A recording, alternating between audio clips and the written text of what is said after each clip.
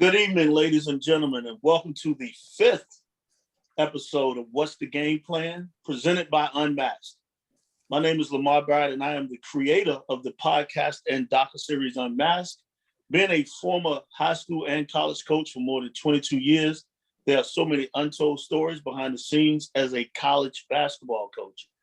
Unmasked was created for the basketball fan that wants to know the behind-the-scenes activities that go on as a college coach, for the young aspiring coach that wants to get into the profession but thinks coaching is what they see on TV when coaches are wearing a shiny suit, and for the professional that can take tidbits to better their career in their field of work.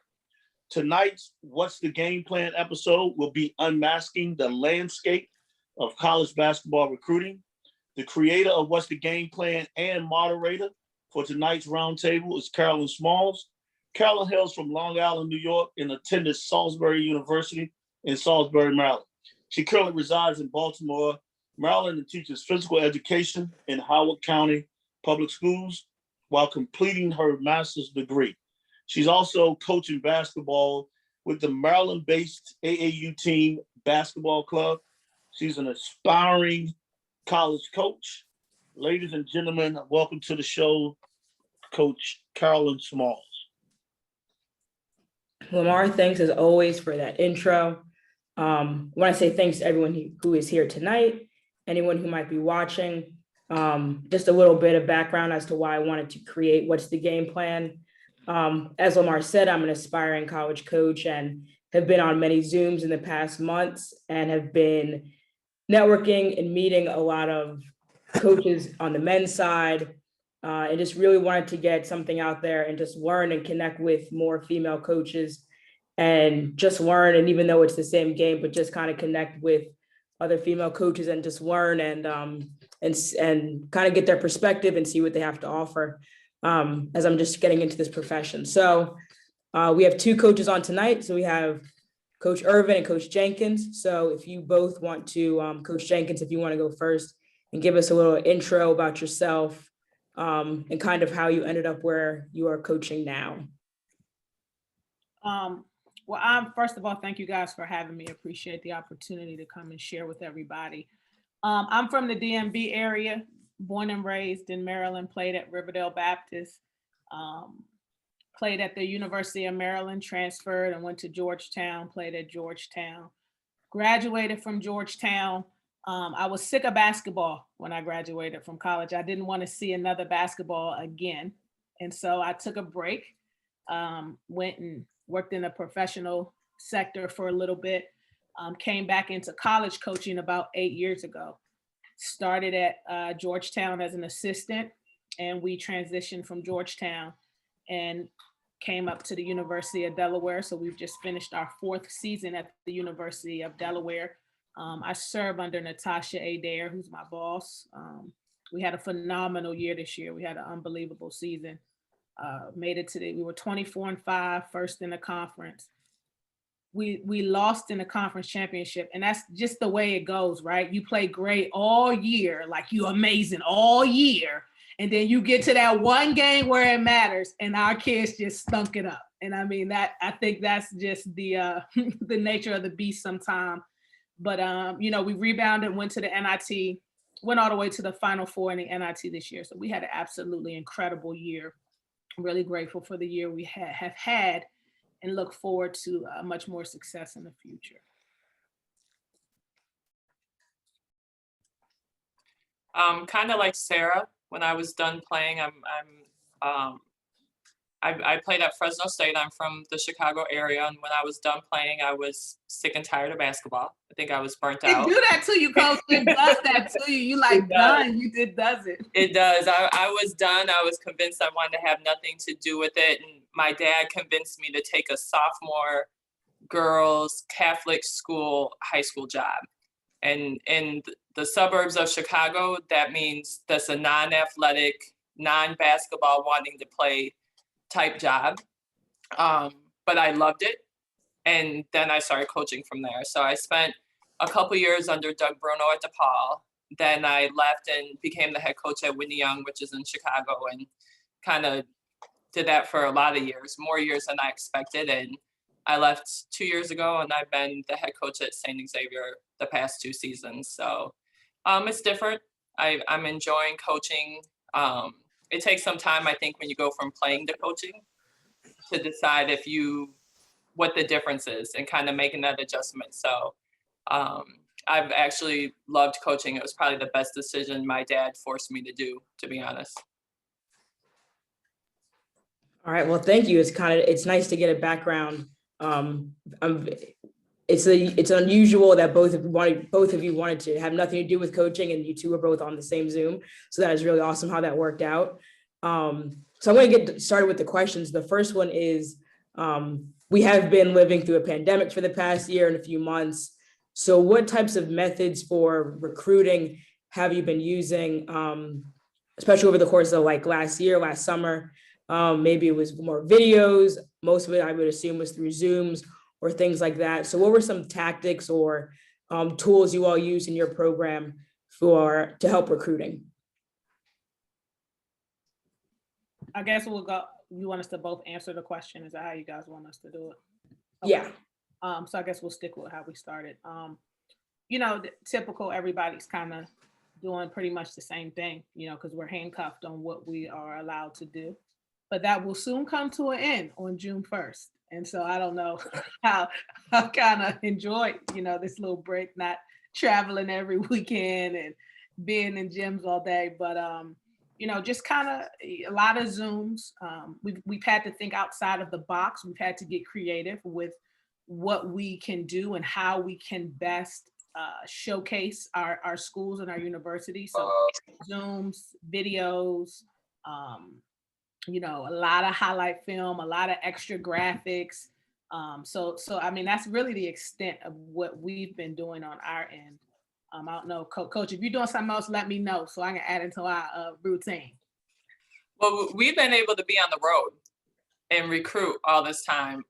Now I've been watching more online and actually sending my assistant on the road, to be honest, because I was a little scared of COVID. I spent most of my stuff was like just going to open gyms or to small settings in the area, and I've been sending my assistant out to tournaments. But as far as like recruiting on campus and stuff like that, it's the same thing. A lot of videos, a lot of Zoom calls, and definitely thinking outside of the box, because we did have some limitations on, we could have campus visits, but still with limitations. So we've had to kind of change a little bit, but we've at least been able to see players in person, which was kind of nice. And I think helped us in some areas with some borderline players that probably should be able to go at a higher level. But just because we were able to be there, and see us in person, I think that will help.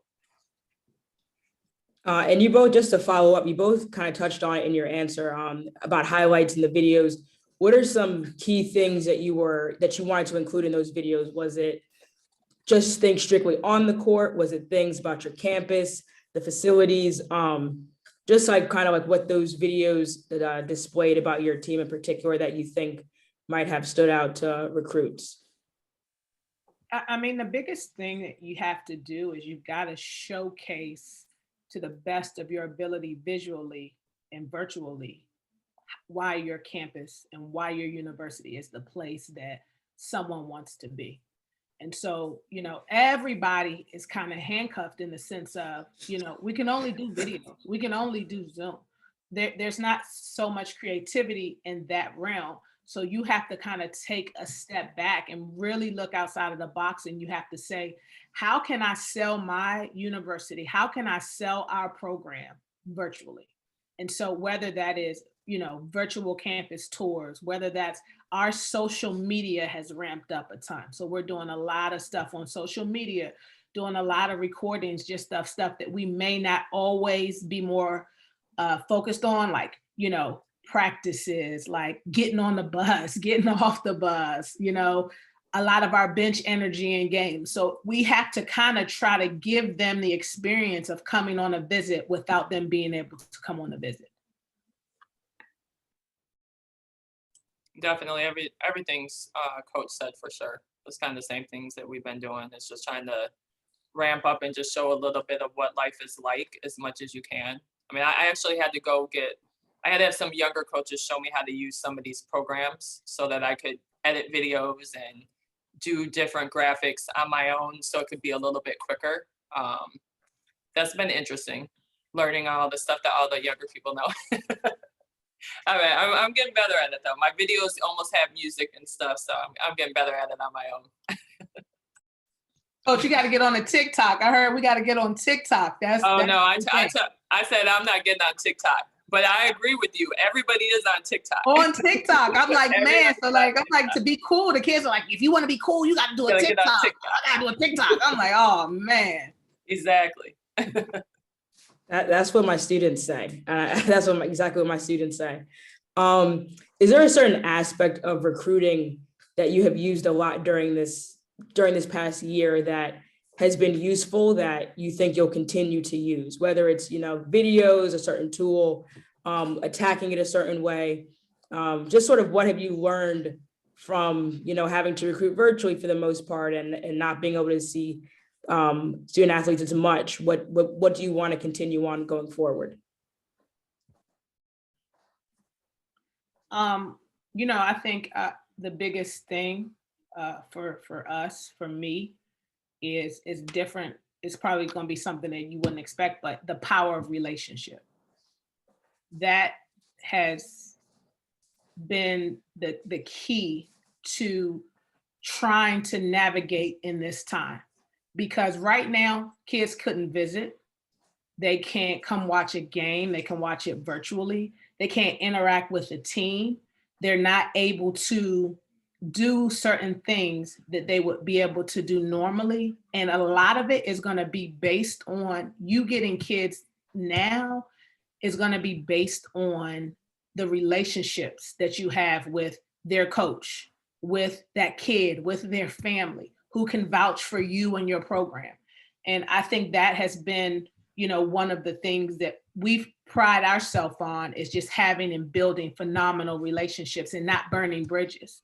So now when I'm calling a coach, when I call Mac and I say, look, Mac, we need a kid over here, his kid, he don't have a kid that's coming back saying, I hated it at Georgetown, I hated it at Delaware, I hated those coaches, because we don't have the time and the capacity in this pandemic to build relationships the traditional way. So you've got to kind of pull from what has existed, the relationships that you've built, to kind of get kids to come your way, because they can't make their decisions the traditional way. I agree. And what I've actually liked, and I don't know what it's like on the East Coast, but in the Midwest in general, girls' high school and AAU games were not available online. So I've loved having the access to watch so many different things online. Going to the gym, naturally, I seeing a player live is ideal, but being able to go back later and watch them multiple times through the film, like through the tournament films, has been unbelievable. And just having that for like in Illinois and the Midwest, just having so many games publicized online, I think has been great for the game. And I hope that continues. I don't know if that will continue after the pandemic, but I really have liked having those extra looks at players. It's taken some kids off my list, I'll be honest, because I'm able to see them more and more and really evaluate how they play, but it's also added some and given me a little bit more ability to really see what they can and can't do. So I kind of like that online. It's always been there on the men's side, but I think it's really ramped up on the women's side, which is good. Yeah, and the team that I'm coaching with now, the head coach was telling me, because this is my first season with them, that before their games were never live stream or anything like that. And this whole entire season, they've all been live stream, even if it's just league games. So so hopefully that, that is a stay. My next question would be, how do you think this extra year of eligibility will impact future programs and student athletes? That's sort of the thing on everyone's mind. We all know it's a bigger, it's sort of easy decision, but it's a really big fish that's going to be fried. So what do you think is going to be the outcome, or some challenges or unforeseen challenges that might arise from this extra year of eligibility? And if you've already been experiencing some of those challenges already, which I'm sure some programs have been. Coach, you want to go first, or you want me? I can go. Listen. So we've had that. I've actually had that here. A couple players stayed, which affected for us. It's different. Our money, how we use our money definitely is different because we don't have the full scholarships like Division I. But I think it changes the entire landscape for freshmen. I mean, if I'm going to be honest, I think that's everybody. If we have an opportunity to bring back a junior or a senior who's already had that college experience that we know what we're getting from versus a freshman. And, we have that opportunity right now to say, okay, let me have this girl come back, or I take this incoming freshman that I don't know what they're going to do when they get here. College might get to be too hard. A lot of us are going to take that player we already know and having that opportunity to get that extra year for them. So I think the senior class, the 22 class, they got, I think it's going to hurt them some from a recruiting for sure. And my husband has an AU program and it's hurting them. People are, if they have an option to get their roster back, unless they're culture killers on the roster, they want their roster back. Just think about it. If you've had a good season, like we had a good season this year, I want my team back. I got a whole nother year with this team to see what we can do. And so for me personally, I did drop my freshman class, some of them, in order to get some players to come back that I had, because I know what I'm working with. And it's kind of happening everywhere from what I can gather. So I think the long-term effects, there's going to be like a 2-3 year long-term effects of everybody being able to get these years back for sure. Yeah, I double, triple time what Coach said. It's very unfortunate for high school kids. It's going to make it hard for them. It's going to make it difficult for them, especially because today the rule just officially, I guess, passed that transfers, if it's your first time transfer, you don't have to sit out. And I agree with her. We are 24 and 5. We want all of our kids to come back, and they all have 2 years left. So at least 2 years left. So that pushes our recruiting back, 2 years. And then, there are over 1,000 kids in the transfer portal. There's not a place for everyone to go right now in the transfer portal. It's not a place for everyone to go. And so it's a situation like Coach said, where, if we're going to roll the dice, because right now we're rolling the dice. We haven't seen high school kids play in 2 years. So I haven't seen any 2022s play since 2019. And it's like, we're rolling the dice to say, we may as well take our chances with someone who's been at this level, because they know at least what to expect and what is expected of them, versus rolling the dice with the 2022 kid, unless they're a stud. And mid-majors, Division IIs, we're not getting those studs. They going to UConn, they going to Baylor, they're going to South Carolina. We're getting players with skill sets, but they still need to be developed. And so if we're going to roll the dice, we're going to roll it. I don't gamble. I'm not a big gambler, but if I'm roll that dice and I put my money out there, I'm going to take the best odds I could take. And as a coach, you feel like getting it out of the transfer portal is the best route to go, especially we haven't seen the kids play in 2 years, almost. So tough situation. I feel bad for them. But if y'all got any kids that you think is good enough, still send them to my email. I'll look at them. Send them to my inbox. Just to kind of go off both of your answers, what do you think high schoolers can do now to set themselves apart to be one of those few lucky freshmen that's still going to have a spot in someone's program? What do you think are some things off the court? Like off the court, it's not, I'm going to go practice for 5 more hours a day. What are some things that they can do off the court that you're looking at specifically as a coach that they can do? Or is there anything they can do? I think that might be. Yeah, you know what? I don't know. I think that their best hope and their best chance, again, if you're a kid that's already on our radar, the best advice I could give you is when we can go out for this finally in June or July, you need to be ready. You know, before you had an advantage where we will go watch it 5, 6, 7, 8, 9, 10 times we would by default watch it that it was just that much. We were out that much that we would like, sometimes I would watch a kid so much, I ain't like them no more. Like I liked them before and then I would just keep watching them and keep watching them. I feel like, gosh, they're getting worse and then I don't like them. So now it's like, you know, we don't have that same luxury. We don't have that same grace to be able to go out and watch you play 7 times this summer. Cause we don't have the time to go watch you play 7 times because we've seen no one. So we've got a small window where we can go out and we have to quickly be able to evaluate who is ready, who can come in and help us, who do we want to risk taking an experienced player for to take you.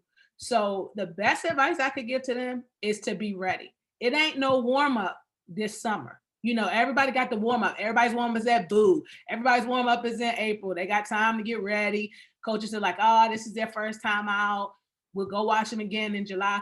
You ain't got, this ain't warm up. You got to be ready to go from jump. I totally agree. I think that's the only thing they can do. They just got to be ready. I hope they play well. Don't shoot it over the backboard. Exactly. Shoot it over the backboard, we cross you off the list.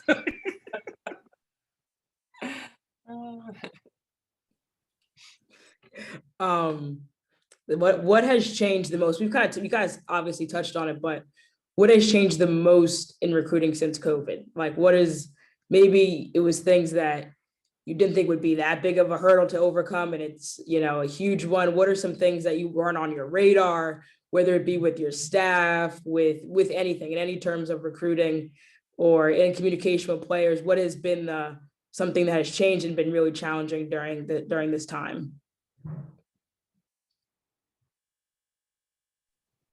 So she's a head coach, so she probably has a better response than me. But I mean, I think the biggest thing for us was trying not to catch COVID.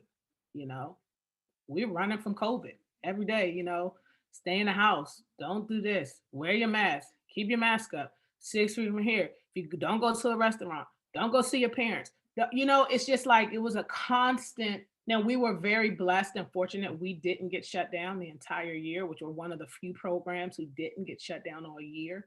But just trying to navigate that whole thing. You know, you got local kids. They want to go see their families. They want to go, you know, be with their families for the holidays, you know, and having to make decisions on, is it safe for them to go home for Christmas? Is it safe for them to go home for Thanksgiving? I think those were the type of tough decisions that head coaches, I'm not a head coach, so I didn't have to make it, thank God, but the decisions that had to be made to kind of try to salvage the season and keep the season going. You know, we weren't able to be in the gym with our kids as much as we usually are. You know, for us, there were no extra shooting workouts. There were no, you know, extra ball handling workouts. We were only allowed in the gym with our kids during practice. And that's it. You know, you may have a small window before or after, but there were so many precautions that, you know, things were so tight that you just didn't have that flexibility. So just navigating through just that whole thing in general was difficult.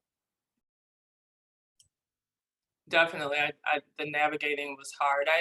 It was interesting for me, and naturally we didn't know the pandemic was going to happen forever. So I signed some players late in the spring that would have helped my program a lot, that were good character kids, but couldn't deal with how tight the restrictions had to be for COVID. So they ended up having to not play this season.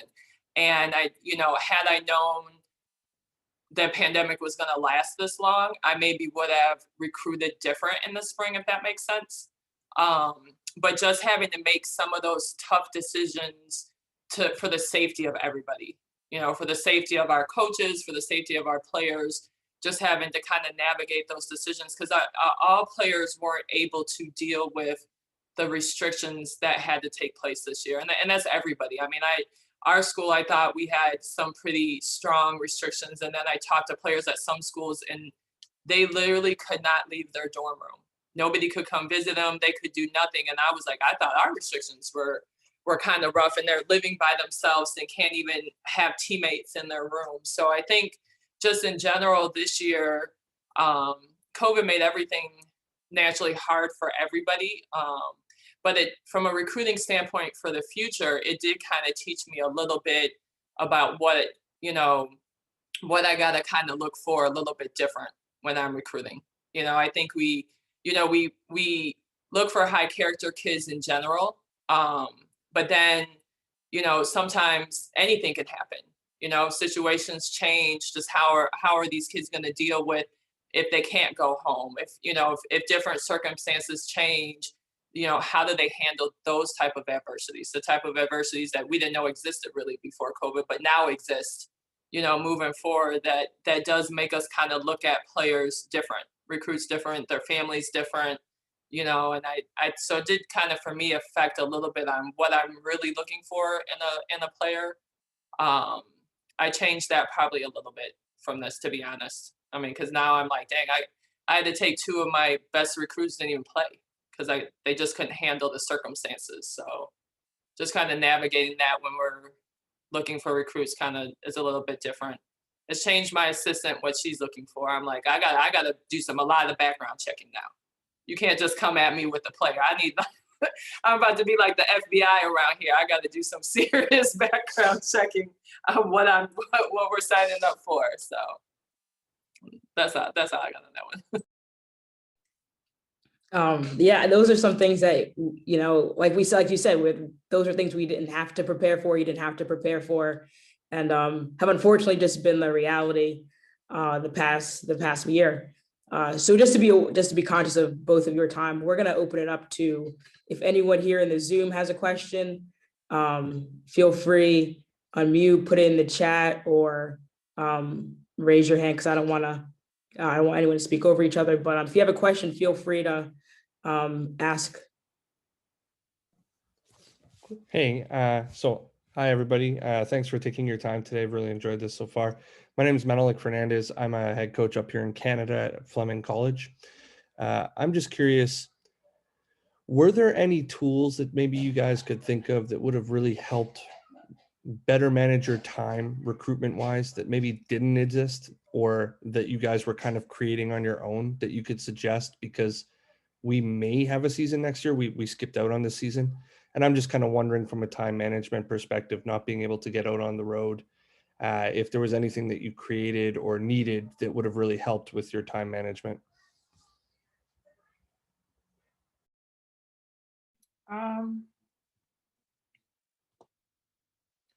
No, I'm sitting here trying to think if there was anything that could have been differently.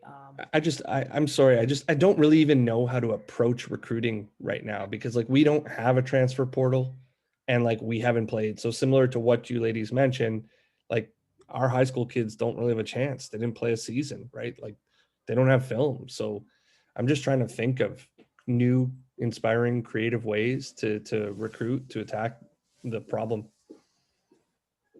I think, to be honest, at this point, it's efficient video, like Coach was saying. I mean, we had to live off video this whole, for an entire year. All we could watch was video. And, I know for me and our staff, the frustrating part about it was the quality of the video in many instances was not good.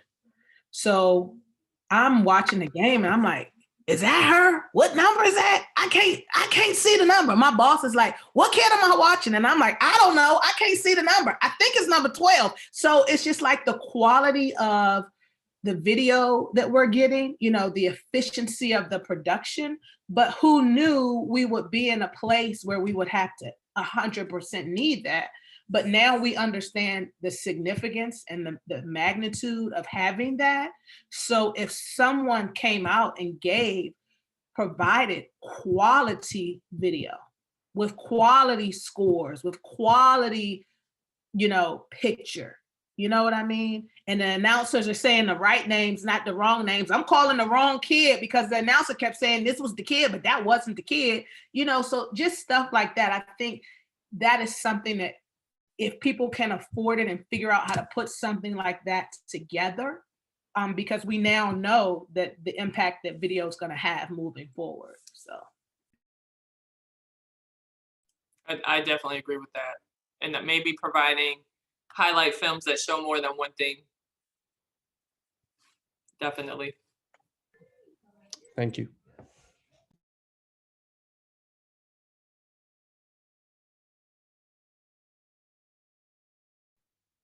I was gonna just kind of ask one more.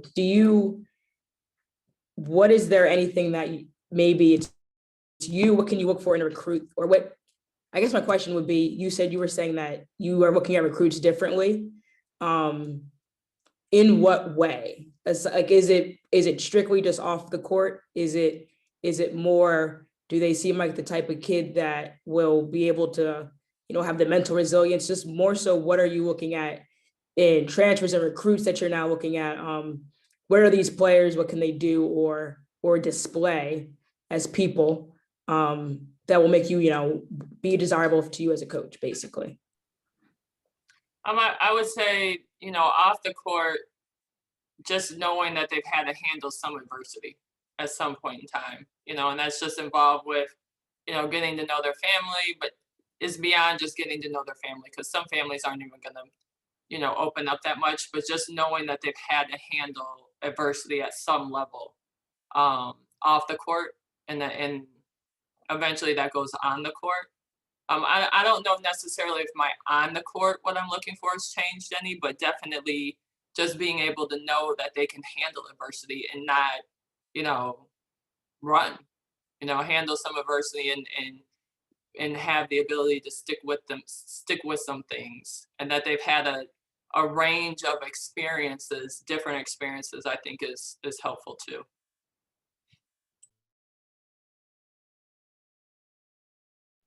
yeah, I would echo that 100% with what Coach said.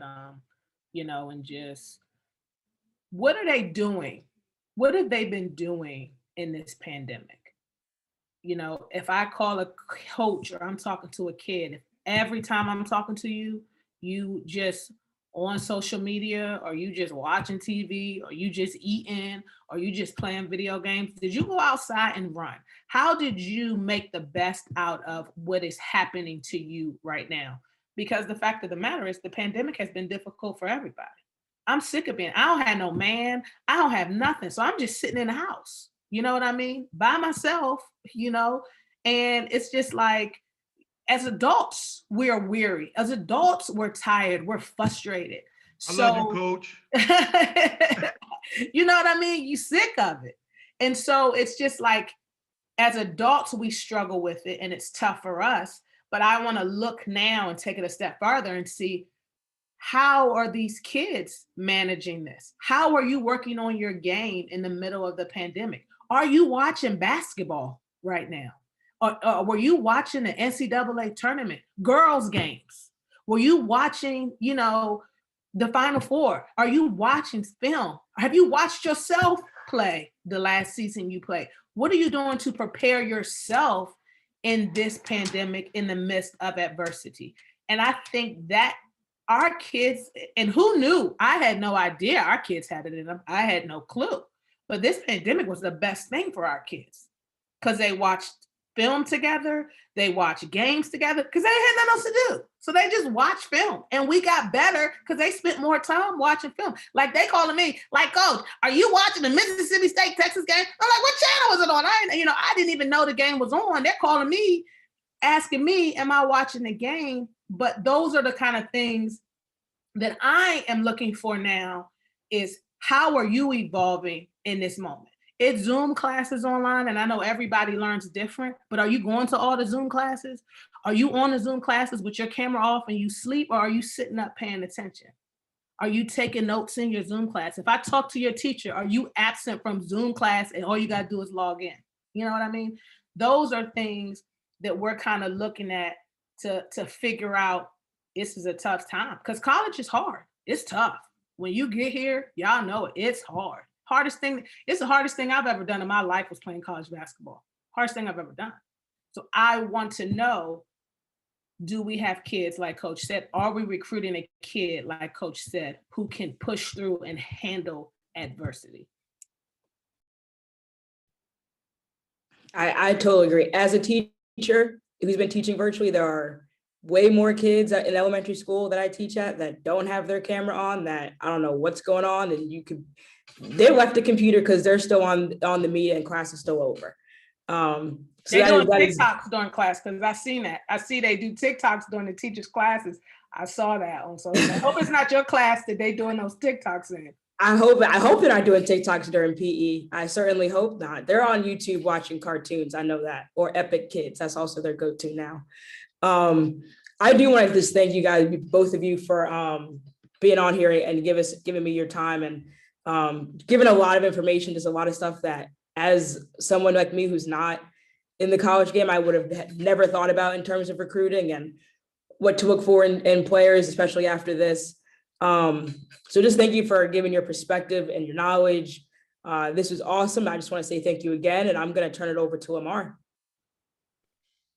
Great job again, Carolyn. And I want to say thank you to Coach Irvin and Coach Jenkins, and for everyone who came on the Zoom, for being a part of the roundtable for what's the game plan. Like I said, every time I come on, it's something that I think Carolyn probably inspired, especially on the women's basketball side. I think it's a huge platform. Like this is a huge platform for her, but also for me, it's something I can learn. You always continue to learn in this profession, and I take a lot from. I've always watched women's college basketball game, but I just want to see how they tick differently than from the men and being on the men's side. And I enjoyed what you guys had to say. So once again, I thank you. And Carolyn, once again, thanks for doing an outstanding job. And just want to close out and say that. So I appreciate you guys. Thank you. Thank you. Thank you. And